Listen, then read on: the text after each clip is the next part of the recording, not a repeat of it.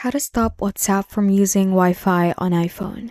Make sure to watch until the end so you don't make any mistakes. Okay, so the very first step is to go to your settings. Let's scroll down and let's go to apps. From here, we need to find the WhatsApp application and let's go to WhatsApp. From here, you can try to disable the background app refresh so that it won't use your cellular data or your Wi-Fi connection to refresh it from the background, meaning using data from your cellular data or from the internet to get messages. But there is still another way to make sure of that.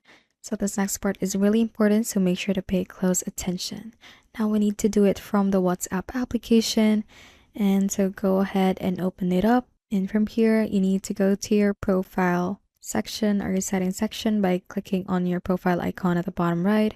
And once you're here, scroll down and we go to storage and data. Now, if you miss this next part, you'll have to start over. From here, we go to proxy and tap on setup proxy. And for the proxy address, we are going to type in some random digits so that it is an invalid proxy. So if you're not sure which digits to type in, you can just follow what I typed in here.